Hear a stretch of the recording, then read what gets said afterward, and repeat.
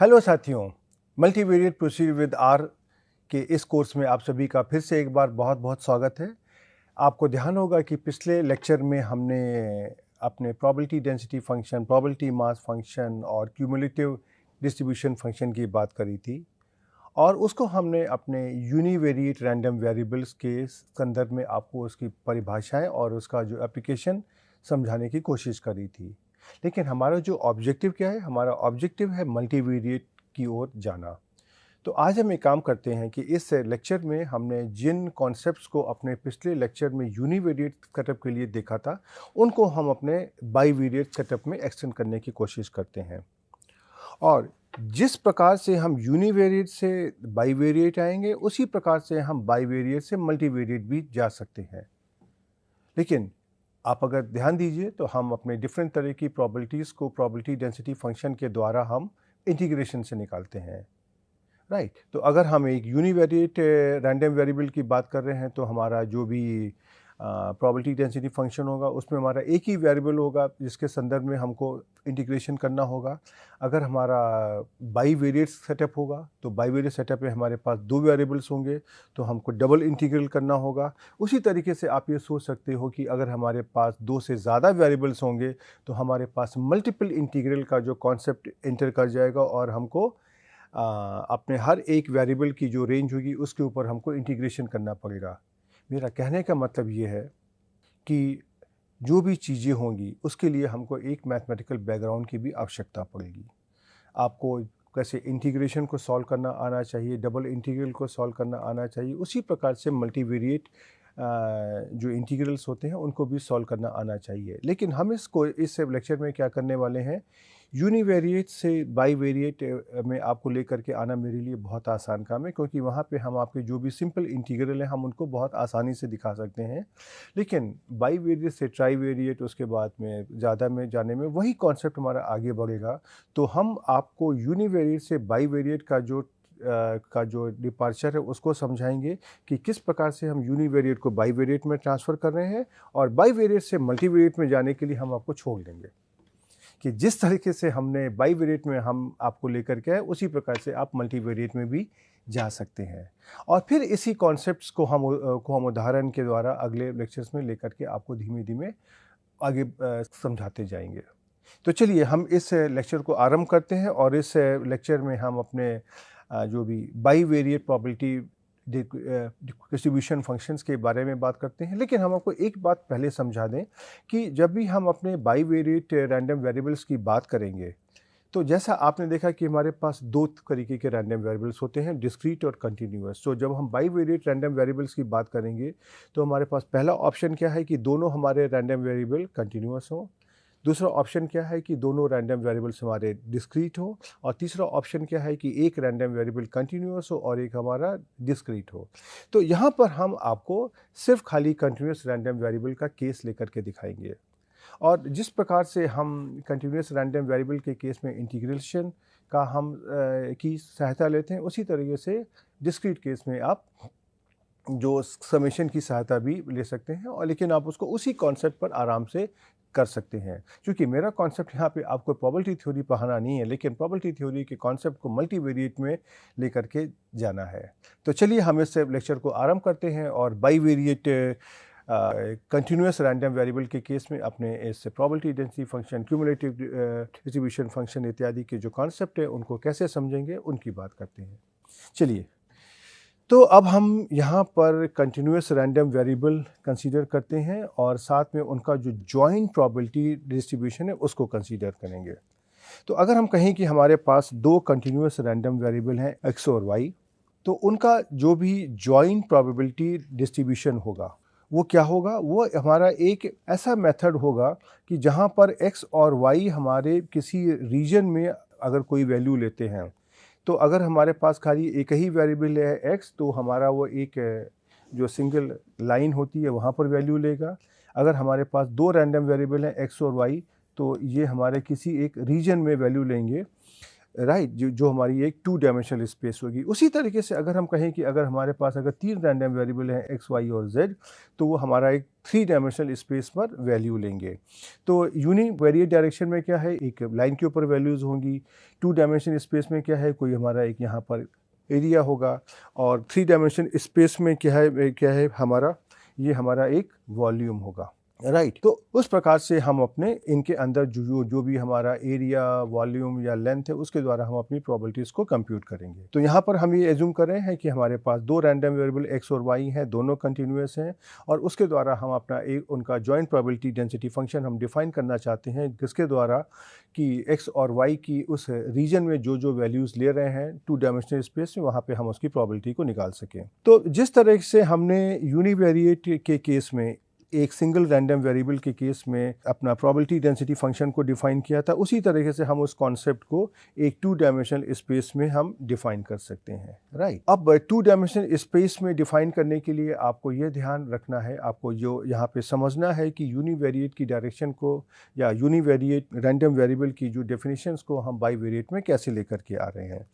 तो जिस प्रकार से हमने अपने पीडीएफ को, जो हमारा यूनिवेरिएट के केस में था, एक ही वेरिएबल के केस में था, उसको हमने एफ ऑफ एक्स करके ऐसे डिफाइन किया था।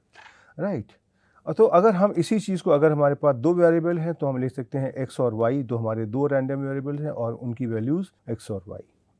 राइट, तो हमने पहले यहाँ पे क्या किया था कि हमने इसके लिए अपनी 2 कंडीशन लगाई थी कि अगर हमारा कोई भी एक यूनिवेरिएट रैंडम वेरिएबल के केस में अगर हमारा कोई अगर एक पीडीएफ है, तो एफ एक्स की जो वैल्यू है ये ग्रेटर देन इक्वल टू 0 होनी चाहिए, और इसका जो इंटीग्रल है ये हमारा 1 होना चाहिए। अब इसी कॉन्सेप्ट को हमको बाईवेरिएट रैंडम वेरिएबल के केस में एक्सटेंड करना है। तो अगर हम कहते हैं कि हमारे पास यहाँ पर अगर 2 रैंडम वेरिएबल कंटिन्यूअस हैं एक्स और वाई, तो उनका जो भी जॉइंट प्रोबेबिलिटी डेंसिटी फंक्शन होगा उसको हम इस प्रकार से डिफाइन करते हैं, f of x y subscript में और small x small y parenthesis में, जो इसकी वैल्यू को डिनोट करेगा। राइट, तो जिस तरीके से हमने यूनिवेरिएट के केस में कहा था कि F of x should be greater than equal to 0 for all x, तो यहाँ पर उसी तरह से हम कह देंगे कि F of x Y is greater than और equal to 0 for all X and Y. Right, और जिस तरीके से हमने यूनिवेरिएट केस में कहा था कि minus infinity to infinity f x d x equal to 1, उसी तरीके से हम अपने बाईवेरिएट के केस में कह सकते हैं कि double integral minus infinity to infinity minus infinity to infinity f of x y d x d y should be equal to 1। Right, और उसके साथ में आपको याद होगा कि हमने अपनी प्रोबेबिलिटीज़ को कैसे निकाला था। हमने निकाला था कि अगर हमारा कोई रैंडम वेरिएबल x अगर हमारा a और b के बीच में अगर वैल्यू अगर ले रहा है, तो इसकी प्रोबेबिलिटी को निकालने के लिए हम a to b f of x dx ऐसे करके निकालते हैं। राइट, तो उसी कॉन्सेप्ट को अगर हम अपने 2 डायमेंशनल स्पेस में बनाते हैं, और तो हम कहते हैं कि अगर हमारे पास कोई रीजन है a जो हमारा 2 डायमेंशनल स्पेस में है, 2 डायमेंशनल रियल स्पेस में है, तो अगर हमारे पास कोई पॉइंट है एक्स वाई, तो एक्स वाई के इस रीजन ए के अंदर लाई करने की जो प्रोबेबिलिटी होगी उसको हम ऐसे डिनोट करते हैं, probability of x Y belonging to A. ये हमारी क्या होगी, ये हमारा जो भी एक्स और वाई की रेंजेस होंगी, या जो ए का जो हमारा रीजन है, उस रीजन पर आपको इंटीग्रेशन करना है, और यहाँ पे आपको अपना जॉइंट पीडीएफ लिखना है f x y at x and y, और उसको हमको इंटीग्रेट करना है with respect to d x and d y. Right, तो टिपिकली अगर हम देखेंगे कि जिस प्रकार से हमने कहा था कि कंटिन्यूस रैंडम वेरिएबल के केस में किसी पर्टिकुलर पॉइंट के ऊपर जो उसकी प्रोबेबिलिटी होती है 0 होती है, उसी तरीके से 2 डायमेंशनल स्पेस में अपने बाईवेरिएट रैंडम वेरिएबल के केस में हम ये एज्यूम करते हैं कि किसी पर्टिकुलर पॉइंट के ऊपर उसकी जो प्रोबेबिलिटी होगी वो हमारी 0 होगी, और उसके साथ में ये जो हमारा एफ एक्स वाई फंक्शन है, ये हमारे सारे के सारे उन 2 डायमेंशनल स्पेस के पॉइंट्स पर जहाँ पर डिफाइंड है, वहाँ पे इसकी प्रोबेबिलिटी हमारी ग्रेटर देन और इक्वल टू 0 होगी। राइट, अब इसलिए अगर हम कहें इस तरह की प्रोबेबिलिटीज़ को अगर हमको कंप्यूट करना है, तो अगर हम ये कहते हैं कि हमारा रैंडम वेरिएबल x1 और x2 के बीच में लाई करता है, और रैंडम वेरिएबल y हमारा y1 और y2 के बीच में लाई करता है, तो इस इवेंट की जो प्रोबेबिलिटी है ये हमारी इस प्रकार से हम डबल इंटीग्रल के द्वारा हम इसको कंप्यूट कर सकते हैं। Integration y1 to y2 x1 to x2 और ये जो जॉइंट PDF है dx dy। इसके द्वारा हम अपने इस प्रॉबिलिटीज़ को यहाँ पर कैलकुलेट कर सकते हैं। तो आपने देखा कि यहाँ पे हमने जो भी डेफिनेशन दी है वो हमारी यूनिवेरिएट से बाईवेरिएट में उसी तरीके से एक्सटेंड हो गई। जैसे कि हमारा जो कॉन्सेप्ट था प्रोबेबिलिटी डेंसिटी फंक्शन का, ये हमारा चेंज हो गया बाईवेरिएट में। यहाँ पर हमने लिया था कि f of x should be greater than equal to 0, तो यहाँ पे आपका f of xy greater than और इक्वल टू 0 हो गया। जहाँ पर हमने आपका minus infinity to infinity f of x लिया था, dx should be equal to 1। ये आपका यहाँ पे double integral minus infinity to infinity f of xy dx dy ये इक्वल टू 1 हो गया। ज़रा सा हम आपसे एक कॉमन सेंस से ये पूछें कि अगर आपको इसको मल्टीवेरिएट डायरेक्शन में अगर लेकर के आना है तो आप किस तरीके से आओगे। अगर आपके पास यहाँ पे मान लीजिए एक कई सारे वेरिएबल आ जाते हैं और जैसे कि अगर हम कहते हैं हमारे वेरिएबल्स, हमारे रैंडम वेरिएबल्स हमारे सपोज़ x1 x2 xp करके आ गए, p रैंडम वेरिएबल, तो ये जो हमारी डेफिनेशन होगी ये हमारी x1 x2 xp x1 x2 xp हो जाएगी। और जहाँ पर आपने ये वाली डेफिनेशन ली है यहाँ पे यही चीज़ जो भी हमारी है f of x1 x2 xp x1 x2 xp ये हमारा ग्रेटर देन इक्वल टू 0 आ जाएगा। और ये जो इंटीग्रेशन की डेफिनेशन है इसको अगर हम range of x1 range of x2 range of xp अगर हम इंटीग्रेट कर देंगे f of x1 x2 xp और x1 x2 xp और साथ में यहाँ पे dx1 dx2 dxp ये हमारा 1 के बराबर आ जाएगा। तो जिस तरीके से मैंने आपको इस डेफिनेशन को यूनिवेरिएट से बाईवेरिएट में एक्सटेंड किया है, उसी तरीके से आप इस बाईवेरिएट की जो डेफिनेशन है उसको आप मल्टीवेरिएट में बहुत आसानी से एक्सटेंड कर सकते हैं। राइट, अब जब हमारे पास एक बाईवेरिएट रैंडम वेरिएबल आ जाता है तो उसके साथ में हमारे पास कुछ और कॉन्सेप्ट भी आने लगते हैं। जैसे कि अगर हम कहें कि कोई हमारी ईल्ड है क्रॉप की, कोई एक खेती हो रही जो उसकी पैदावार है, सपोज़ हमने ये माना कि वो हमारे 2 रैंडम वेरिएबल्स पर वो डिपेंड करती है। काहे पर? एक हम कह देते हैं क्वांटिटी ऑफ फर्टिलाइज़र और एक हम कहते हैं कि से इरिगेशन कि हमने कितनी सिंचाई करी है। अब हम यहाँ पर हमारे पास कई तरह के सवाल आते हैं कि जो भी हमारी ईल्ड हमारी है क्वांटिटी ऑफ फर्टिलाइज़र और इरिगेशन पर जॉइंटली डिपेंडेंट है। या अगर हम ऐसा कह सकते हैं एक और एग्जांपल में कि कैसे कि हमारे किसी बच्चों के जो हमारे हाइट और वेट होते हैं या आपस में एक दूसरे पर डिपेंडेंट होते हैं। तो अगर हमारे पास इस तरह के 2 डिपेंडेंट रैंडम वेरिएबल हैं x और y, तो उनका पहला सवाल तो हो गया जॉइंट वेरिएशन। जॉइंट वेरिएशन में हम हरदम इंटरेस्टेड होते हैं कि अर्थात कि अगर हम x और y की दोनों की वैल्यू को एक साथ अगर हम चेंज करें तो उस प्रोबेबिलिटी फंक्शन में किस तरीके का परिवर्तन होगा। और दूसरा हमारा होता है मार्जिनल। अगर हम ये कहें कि ठीक है हमारी ईल्ड में क्वांटिटी ऑफ फर्टिलाइज़र और इरिगेशन दोनों का तो जॉइंट इफेक्ट है, लेकिन अगर हम खाली इरिगेशन का इफेक्ट देखना चाहें या हम खाली क्वांटिटी ऑफ फर्टिलाइज़र का इफेक्ट देखना चाहें तो उसको कैसे निकाला जाए। तो उस तरह के जो हमारे इफेक्ट होते हैं उनको हम कहते हैं मार्जिनल वेरिएशन या मार्जिनल डिस्ट्रीब्यूशन के द्वारा हम इनको निकालने की कोशिश करते हैं। तो अर्थात हमारे पास अगर 2 रैंडम वेरिएबल है एक्स वाई, तो एक तो उनका हो गया जॉइंट वेरिएशन, उसको हम एफ एक्स वाई के द्वारा निकालने की कोशिश करेंगे। और अगर हमारे पास मार्जिनल हो गया तो मार्जिनल में हम हर एक वेरिएबल का जो क्या कंट्रीब्यूशन है उसको समझने की कोशिश करेंगे। तो हमारे पास 2 तरीके के मार्जिनल डिस्ट्रीब्यूशन हो जाएंगे, एफ ऑफ एक्स और एफ ऑफ वाई। और तीसरा हमारा एक और होता है कि हम ये कहते हैं अगर मैंने 20 सेंटीमीटर की इरिगेशन दी है और क्वांटिटी ऑफ फर्टिलाइज़र को हमने अगर चेंज किया है तो हमारा ईल्ड कैसी होगी। अर्थात एक्स और वाई में से किसी एक वेरिएबल को हमने फिक्स कर दिया है और दूसरे वेरिएबल को हमने अगर चेंज किया है तो हमारा प्रोबेबिलिटी किस प्रकार से वेरी करेगी। उस तरीके के जो भी हमारे इफेक्ट होते हैं उनको हम कंडीशनल प्रोबेबिलिटी के द्वारा स्टडी करने की कोशिश करते हैं। राइट, तो ये हमारे पास 3 तरह के जो इफेक्ट होते हैं, जॉइंट इफेक्ट, मार्जिनल इफेक्ट और कंडीशनल इफेक्ट। इन तीन इफेक्ट को हम अपने joint probability density function, marginal probability density function और कंडीशनल प्रोबेबिलिटी डेंसिटी फंक्शन के द्वारा निकालने की कोशिश करते हैं। तो जॉइंट प्रोबेबिलिटी डिस्ट्रीब्यूशन फंक्शन के बारे में हम बात कर चुके हैं। अब हम अपने इस मार्जिनल प्रोबेबिलिटी डिस्ट्रीब्यूशन के बारे में यहाँ पर बात करते हैं। तो अगर हमारे पास दो कंटिन्यूस रैंडम वेरिएबल हैं x और y, तो यहाँ पर हमने जो भी अपने जिस तरीके से fxy को लिया है उसी के द्वारा हमको fxy से fx और fy को निकालना है। और जब भी हमारे f ऑफ x और fy आ जाएंगे, ये भी हमारे एक तरह की प्रोबेबिलिटी डेंसिटी फंक्शन होंगे और उसके ऊपर हमने अपने जो भी यूनिवेरिएट प्रोबेबिलिटी डेंसिटी फंक्शन की प्रॉपर्टीज़ पढ़ के रखी हैं उनको हम आराम से लगा सकते हैं, राइट। तो इसलिए मार्जिनल प्रोबेबिलिटी डिस्ट्रीब्यूशंस में हम क्या करते हैं कि अगर हमारे पास एक से ज़्यादा रैंडम वेरिएबल किसी रैंडम एक्सपेरिमेंट के साथ में एसोसिएटेड अगर होते हैं तो उनके जॉइंट प्रोबेबिलिटी डिस्ट्रीब्यूशन फंक्शन अर्थात x और y का जो जॉइंट प्रोबेबिलिटी फंक्शन के साथ में हम हर एक वेरिएबल की जो इंडिविजुअल प्रोबेबिलिटी डिस्ट्रीब्यूशन है उसके अंदर भी हम इंटरेस्टेड होते हैं। और ये जो हमारा इंडिविजुअल रैंडम वेरिएबल्स का जो भी प्रोबेबिलिटी डिस्ट्रीब्यूशन होता है उसको हम मार्जिनल प्रोबेबिलिटी डिस्ट्रीब्यूशन कहते हैं, राइट।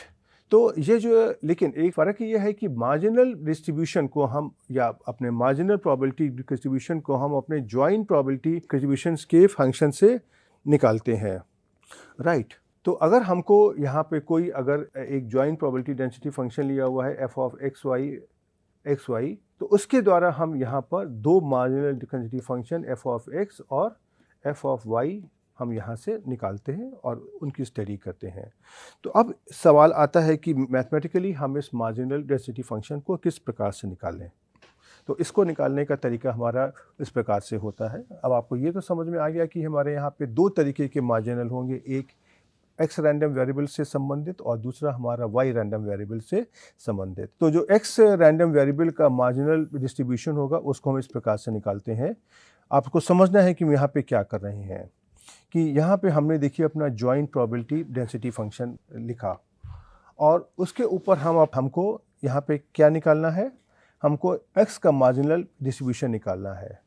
तो अगर हमारे पास जॉइंट एक फंक्शन दिया हुआ है और अगर यहाँ पे मुझको x को बाहर करना है तो हम क्या करेंगे, y को यहाँ से हम हटा देंगे। तो y को हटाने का एक आम भाषा में जो हम बात कर रहे हैं उसका गणित की भाषा में मतलब क्या है कि हम अपने इस जॉइंट प्रोबेबिलिटी डेंसिटी फंक्शन से हम y को इंटीग्रेट कर देंगे। तो हमने यहाँ पे देखिए जो y की रेंज है इसके ऊपर इंटीग्रेशन हमने dy की रिस्पेक्ट में कर दिया। तो जो हमारा marginal distribution function of x है ये कैसा हो जाएगा, f of x equal to integration over y f of x y d y, right. तो ये आपको ध्यान रखना है कि आपको जिस वेरिएबल को हटाना है और जिस वेरिएबल के इफेक्ट को स्टडी करना है उसके ऊपर ध्यान देना है कि किस वेरिएबल की रेंज में आपको इंटीग्रेशन करना है। तो यहाँ पर मुझको x को रखना है अर्थात y को हटाना है। तो y को हटाने का मतलब यह है कि हमको y की रेंज में उसको इंटीग्रेट करना है।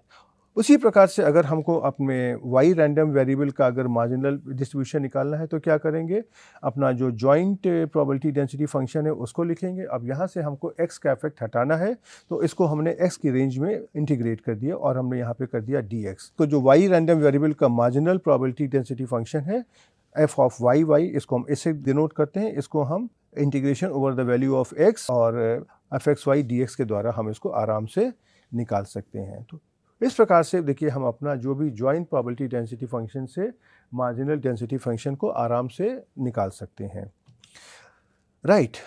उसके साथ ही हम आपको कोई एक उदाहरण लेने के पहले जरा अपने कंडीशनल प्रोबेबिलिटी डेंसिटी फंक्शन का भी आइडिया दे दें और फिर हम आगे बढ़ेंगे।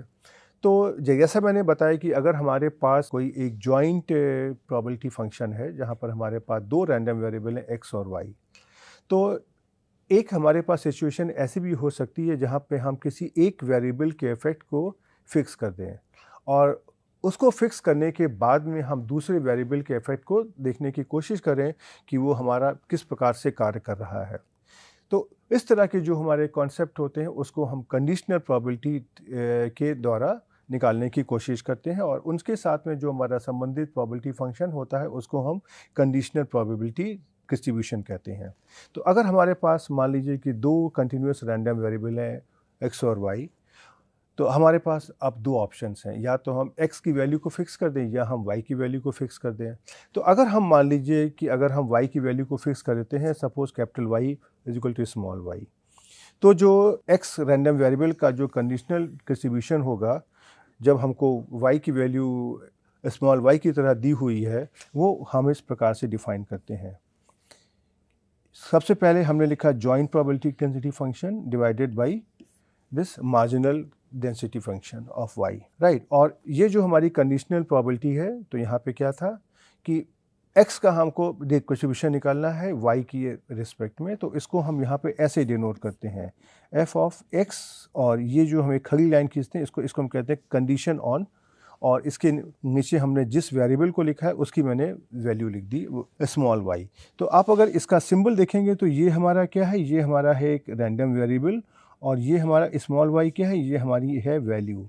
तो ये जो इंडिकेशन है ये आपको बताता है कि इसमें से कौन सा पार्ट हमारा रैंडम वेरिएबल है और कौन सा पार्ट हमारा फिक्स है। और ये जो हमारा फंक्शन आएगा, चूँकि y की वैल्यू हमारी फिक्स हो गई है, तो जो फंक्शन की वैल्यू आएगी, और वो तो चूँकि x और y का जॉइंट फंक्शन है, तो वहाँ से खाली ये, लेकिन अब x की वैल्यू पर ही डिपेंड करेगी, और इसको हम f(x(y) divided by f of y के द्वारा निकालने की कोशिश करते हैं। और यहाँ पे कंडीशन है कि f of y is greater then 0, right.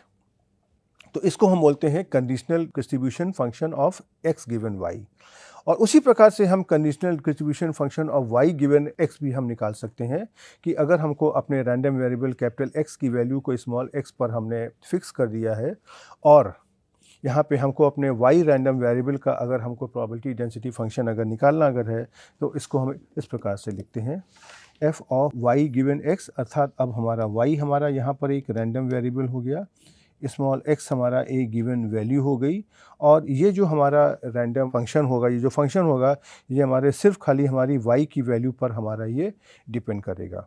तो इसको हम कैसे डिफाइन कर देंगे, f of x y divided by f of x, अर्थात यहाँ पर हमने लिखा है जॉइंट PDF, और डिनोमिनेटर में हमने लिखा हुआ है मार्जिनल PDF। तो अब आप देखेंगे कि जो आपको conditional distribution of x given y में y के मार्जिनल डिस्ट्रीब्यूशन से आपको डिवाइड करना है, और y गिवन x के केस में x के मार्जिनल डिस्ट्रीब्यूशन से आपको डिवाइड करना है। एंड ऑब्वियसली इस परिभाषा को डिफाइन करने के लिए हमको एज्यूम करना पड़ेगा कि f of x is greater then 0, right. तो अब हम देखिए यहाँ पे एक उदाहरण लेते हैं जहाँ पे हम अपने x और y का एक जॉइंट प्रोबेबिलिटी डेंसिटी फंक्शन लेते हैं, और उसके अंदर हम आपको अपने जो हमने कॉन्सेप्ट यहाँ पे समझे हैं, भिन्न भिन्न तरह की प्रोबेबिलिटीज़ हैं, मार्जिनल है और कंडीशनल डिस्ट्रीब्यूशन से उनको निकालने की कोशिश करते हैं। तो हमने यहाँ पे दो रैंडम वेरिएबल x और y लिए हैं, जिसमें x और y की वैल्यू हमारी 0 और इन्फिनिटी के बीच में लाई कर रही है, और इसका जो फंक्शन हमारा twice of exponential of -x into exponential of -2y है।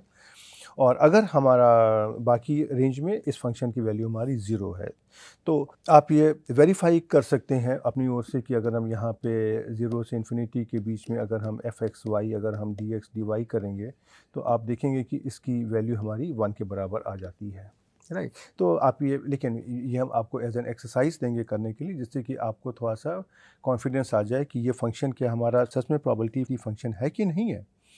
अब हम देखिए इस फंक्शन से अपनी इस भिन्न भिन्न तरह की प्रोबेबिलिटीज़ निकालते हैं। तो पहले हम यहाँ पे पहला केस हम निकालते हैं जहाँ पर हमने प्रोबेबिलिटी निकाली है ऐसे केसेस में जहाँ पर x की वैल्यू 1 से ज़्यादा है और y की वैल्यू 1 से कम है। तो यहाँ पे आपको क्या करना है, x और y की जो रेंजेस हैं उसके ऊपर यहाँ पे आपको इंटीग्रेशन करना है, और साथ में आपको अपना PDF लिखना है और इसको dx dy करके इंटीग्रेट करना है। तो यहाँ पर हम ये उम्मीद करते हैं आपकी कि आपको इस तरह के इंटीग्रेशन को हल करना आता है। आप इनको हल करोगे तो इसकी वैल्यू इस प्रकार से आ जाएगी 1/e into 1 minus 1/e square, right. उसी तरह से अगर हम दूसरे केस में हम देखेंगे, अगर हम अपनी प्रोबेबिलिटी को निकालना चाहते हैं कि x लेस देन y, तो इसकी जो हम यहाँ पे जो x और y की रेंज लिख देंगे, और जो हमारी 0 से इन्फिनिटी और 0 से y के बीच में है, और यहाँ पे अपना हम जॉइंट PDF लिखेंगे और dx dy करके इस फंक्शन को सॉल्व कर लेंगे, तो इसका जो इंटीग्रेशन की वैल्यू हमारी 1/3 आ जाएगी। और उसी तरीके से कि अगर हम यहाँ पर कहते हैं थर्ड केस में कि हमको सिर्फ निकालना है कि probability x is less than c और y हमारी पूरी रेंज पर वैल्यू ले रहा है, तो यहाँ पे हम जो x की रेंज लिखेंगे, y की रेंज लिखेंगे और उसकी बेसिस पे हम अपना जॉइंट PDF लिखेंगे और इसको इंटीग्रेट कर लेंगे, तो इसकी वैल्यू हमारी 1 minus 1 upon exponential of c आ जाएगी। इस तरह के आप जो छोटे छोटे एक्सरसाइज आप खुद कर सकते हैं और इनका कैलकुलेशन करके आप इनकी वैल्यू निकाल सकते हैं, राइट। अब हम यहाँ पे एक और छोटा सा एग्जांपल लेते हैं और जिसके द्वारा हम आपको कुछ मार्जिनल डिस्ट्रीब्यूशन निकाल करके दिखाते हैं। तो एक हमने यहाँ पे जॉइंट डेंसिटी फंक्शन लिया है जहाँ हमारे दो रैंडम वेरिएबल्स हैं x और y, और ये हमने ऐसे लिया हुआ है कि 0 less than equal to x less than y less than 1। अगर ऐसा है तो हमारे इस PDF की वैल्यू होती है 2, अदरवाइज 0। अब ये देखिए, ये आपका जॉइंट प्रोबेबिलिटी डेंसिटी फंक्शन है। यहाँ पे हम अपने x और y के जो मार्जिनल डेंसिटीज़ हैं उनको हम निकालने की कोशिश करते हैं। तो देखिए, आपको अगर हम मार्जिनल डिस्ट्रीब्यूशन ऑफ अगर हम y निकालें, अगर हम मार्जिनल डिस्ट्रीब्यूशन ऑफ y, तो ये क्या हो जाएगा, हम इसको यहाँ पर x की रेंज में हमको इंटीग्रेट करना होगा और जो भी हमारा PDF दिया हुआ है, तो x की रेंज हमारी 0 से y के बीच में है, तो 2 इंटू डी एक्स, इनको सॉल्व करेंगे तो ये हमारा 2y हो जाएगा और y की रेंज हमारी यहाँ पे कितनी दी हुई है, 0 से 1 के बीच में।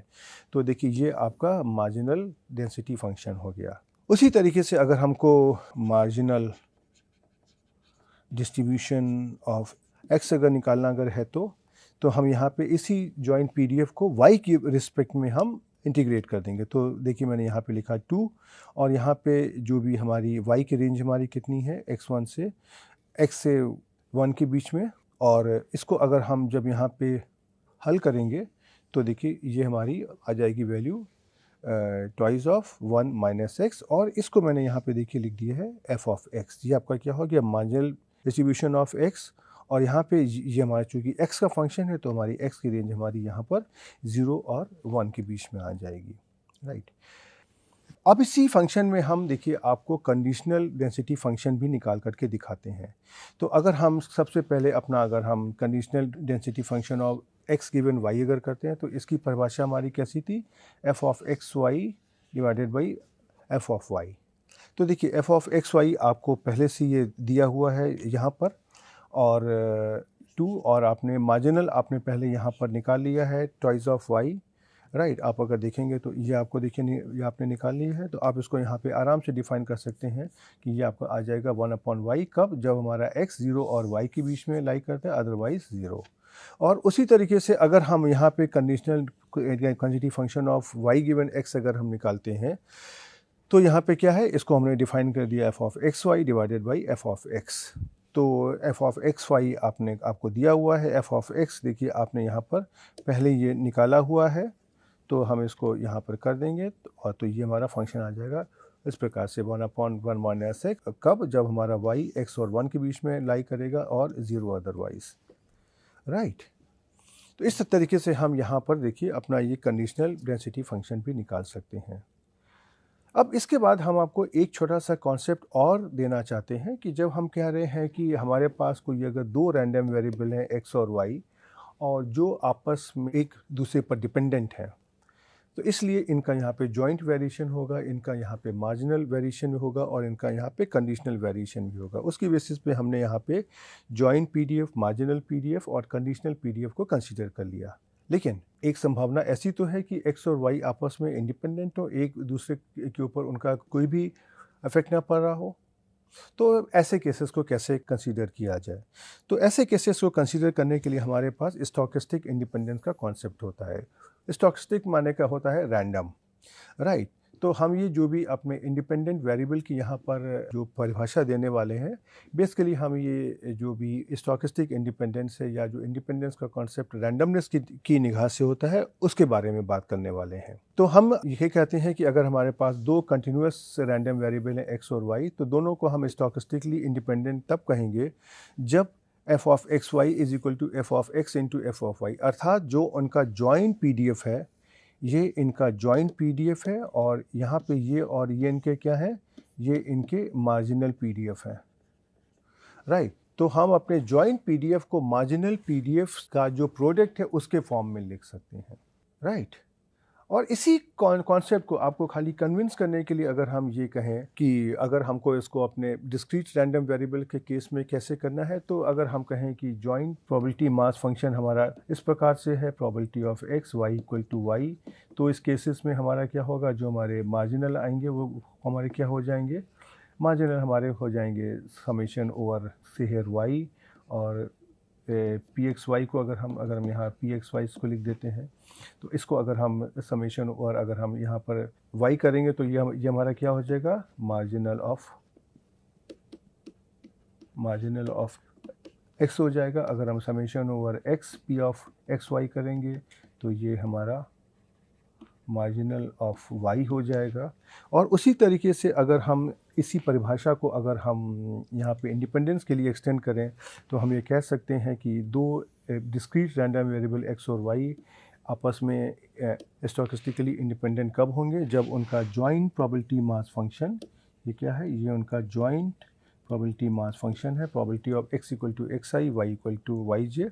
इसको अगर हम उनके जो भी मार्जिनल प्रोबेबिलिटी डेंसिटी फंक्शंस हैं, अर्थात probability x equal to X I और probability y equal to Y J, उसके फॉर्म में अगर हम एक्सप्रेस कर सकते हैं, तो हमारे ये वेरिएबल हमारे आपस में इंडिपेंडेंट हो जाएंगे।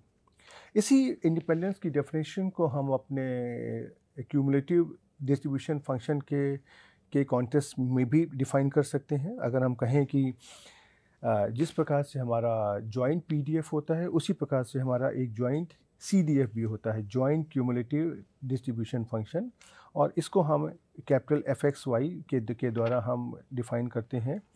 तो हम ये कह सकते हैं कि x और y हमारे इंडिपेंडेंट होंगे अगर हम अपने जॉइंट CDF को अगर हम CDF ऑफ x और CDF ऑफ y के प्रोडक्ट के द्वारा हम दिखा सकते हैं, अर्थात capital F of x Y is equal to capital F of x into capital F of y।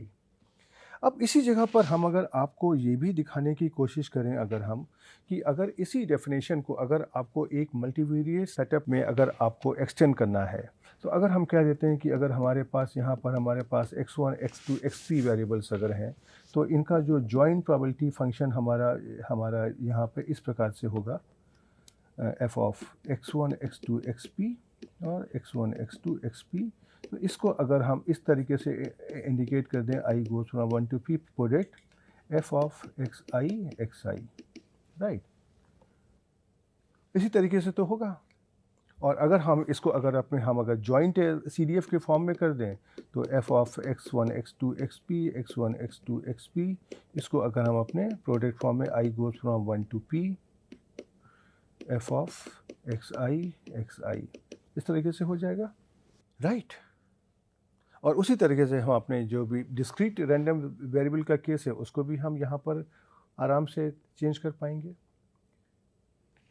तो ये हमारा देखिए स्टोकेस्टिक इंडिपेंडेंस का कॉन्सेप्ट होता है। अब इसी कॉन्सेप्ट को ज़रा सा हम एक आपको उदाहरण के द्वारा दिखाने की कोशिश करते हैं।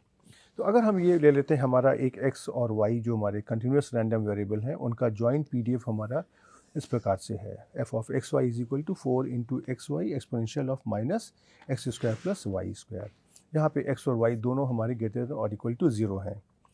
अब यहाँ से अगर हमको इसकी स्टोकेस्टिक इंडिपेंडेंस दिखाना है तो हमको क्या करना पड़ेगा, हमको जॉइंट पीडीएफ तो दिया हुआ है, लेकिन हमको इसका मार्जिनल पीडीएफ निकालना पड़ेगा। अब मार्जिनल पीडीएफ निकालना तो आपको आता है, तो marginal probability density function of x, इसको हम कैसे निकालेंगे, integration over the range of the values of y, और इसको हम यहाँ अपना पीडीएफ लिखेंगे और उसको y के रिस्पेक्ट में इंटीग्रेट कर देंगे और इसको सॉल्व कर लेंगे, तो आपका इस प्रकार से twice of x into exponential of minus x square value आ जाएगी।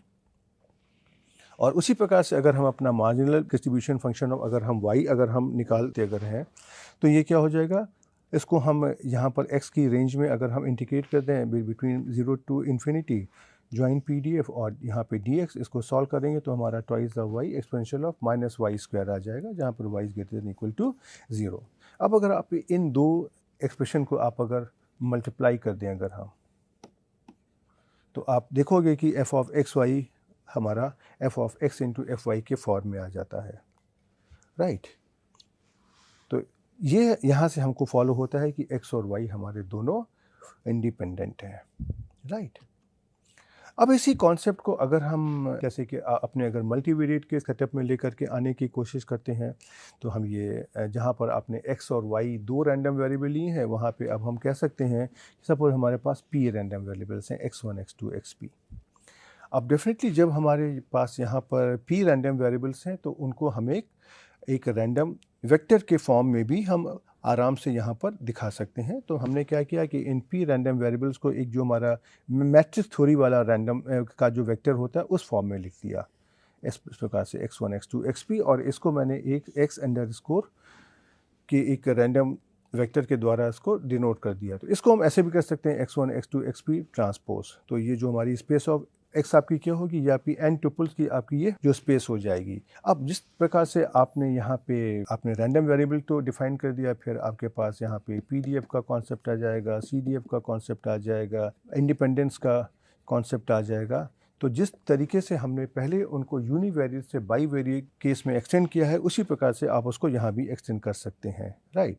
तो जैसे कि अगर हम कह दें कि हमारा यूनिवेरिएट के केस में हमारा पीडीएफ इस प्रकार से होता था, तो मल्टीवेरिएट के केस में हमारा ये पीडीएफ इस प्रकार से हो जाएगा। खाली आपको वेरिएबल को आपको रैंडम वेक्टर से डिनोट करना है। उसी प्रकार से हम अपने मार्जिनल और कंडीशनल डिस्ट्रीब्यूशंस को भी हम डिफ़ाइन कर सकते हैं। और हमारे रैंडम वेक्टर्स हैं, चाहे वो यूनिवेरिएट रैंडम वेक्टर हो, चाहे हमारा एक सब वेक्टर हो, उनकी हम इंडिपेंडेंस को भी उसी तरीके से हम डिफ़ाइन कर सकते हैं कि अगर हम कह दें कि x और y हमारे दो रैंडम वेक्टर्स अगर हैं, तो ये हमारे इंडिपेंडेंट कम होंगे जब f of x into f of y होगा, इस प्रकार से, राइट। और कोई भी अगर हमको यहाँ पे अगर एक प्रोबेबिलिटीज़ को निकालना है, तो उसके लिए हमको यहाँ पे मल्टीपल इंटीग्रल का इस्तेमाल करना पड़ेगा, राइट। तो चलिए अब हम इस लेक्चर में यहाँ पर रुकते हैं। और आपने देखा कि यहाँ पर हमने अपने यूनिवेरिएट के कॉन्सेप्ट को इस्तेमाल करते हुए हमने उसको बाईवेरिएट में एक्सटेंड किया। और जैसे ही मैंने यूनिवेरिएट से बाईवेरिएट में एक्सटेंड किया, तो हमारे पास मार्जिनल डिस्ट्रीब्यूशन, कंडीशनल डिस्ट्रीब्यूशन और स्टोकेस्टिक इंडिपेंडेंस, ये तीन कॉन्सेप्ट और भी आ गए। अब इसी कार को अगर हम कहें कि आपने यूनिवेरिएट से बाईवेरिएट में जिस तरीके से किया, उसी तरीके से आप उसको बाईवेरिएट से मल्टीवेरिएट में भी कर सकते हैं। और मल्टीवेरिएट में करने के लिए आपके पास सबसे आसान तरीका है कि आप रैंडम वेरिएबल की जगह आप उसमें रैंडम वेक्टर ले लीजिए, और जो भी कुछ आपने एक यूनिवेरिएट रैंडम वेरिएबल के लिए जो जो प्रॉपर्टीज़ डिफाइन की हैं, उनको आप सुटेबली आप उसको रैंडम वेक्टर के लिए भी एक्सटेंड कर दीजिए। अब जब आपके पास p रैंडम वेरिएबल्स हैं, तो उसमें से हो सकता है कि आपने अभी जो कंडीशनल डिस्ट्रीब्यूशन लिया हुआ है, उसमें से आपने खाली x गिवन y लिया है, लेकिन वहाँ पे हो सकता है कि x वेक्टर को आपने दो सब वेक्टर्स में ले लिया है, और x और y की जगह हमारे उस x के जो दो सब वेक्टर्स आ सकते हैं। जब हम मार्जिनल की बात करते हैं, तो मार्जिनल हमारे पास हर एक रैंडम वेरिएबल का भी मार्जिनल हो सकता है, और x वेक्टर के हमारे बहुत सारे सब वेक्टर्स भी हो सकते हैं, उनका भी डिस्ट्रीब्यूशन हो सकता है। और अगर हम इंडिपेंडेंस की बात अगर करते हैं, तो हमारे जो भी इंडिविजुअल रैंडम वेरिएबल्स होंगे रैंडम वेक्टर में, उनकी भी स्टोकेस्टिक इंडिपेंडेंस की हम बात कर सकते हैं। और साथ ही हम अपने रैंडम वेक्टर्स के सब रैंडम वेक्टर्स की भी हम इंडिपेंडेंस की बात कर सकते हैं।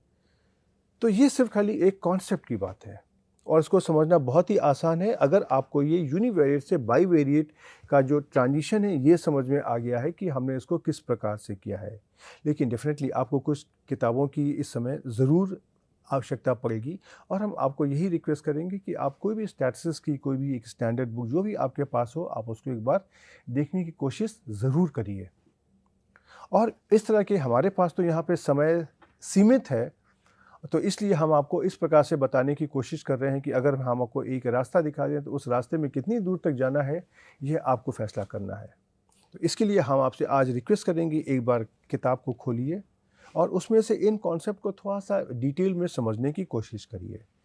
उतने सारे कॉन्सेप्ट में से हमारे जो कॉन्सेप्ट का इस्तेमाल हमको अपने आगे आने वाले लेक्चर्स में पगने वाला है, वो तो कॉन्सेप्ट मैंने यहाँ पे आपको ब्रीफली बता दिए हैं, लेकिन उनको स्ट्रेंथन करना बहुत आवश्यक है। और इसके अलावा भी हमारे पास प्रोबेबिलिटी थ्योरी के बहुत सारे कॉन्सेप्ट होते हैं जो हमारे मल्टीवेरिएट सेटअप में यूज़ होते हैं, लेकिन मैंने यहाँ पे खाली उन्हीं कॉन्सेप्ट को लिया है जिनका हमको आगे इस्तेमाल पड़ने वाला है। लेकिन हमने इस कोर्स में सारे के सारे मल्टीवेरिएट एनालिसिस के टॉपिक्स नहीं लिए हुए हैं। मैंने जो टॉपिक लिए हैं मैं उनके बारे में बात कर रहा हूँ, लेकिन उसके अलावा भी बहुत सारे टॉपिक होंगे जिनके अंदर आपको कुछ और कॉन्सेप्ट की आवश्यकता भी पड़ेगी। तो उसके लिए सबसे अच्छा और आसान तरीका आपकी ये है कि आप अपनी किताबों के साथ में दोस्ती कर लीजिए।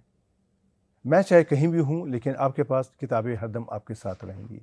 तो आज आप अपनी बुक से, किताबों से कुछ उदाहरण लीजिए और उनको सॉल्व करने की कोशिश करिए। और अगले लेक्चर पे हम क्या करेंगे, हम अपने इस तरह के जहाँ पर हमने बेसिक डेफिनेशन की बात करी है, प्रोबेबिलिटी डेंसिटी फंक्शन की, प्रोबेबिलिटी मास फंक्शन की, उसी में से हमारा एक पॉपुलर प्रोबेबिलिटी डिस्ट्रीब्यूशन है, नॉर्मल डिस्ट्रीब्यूशन।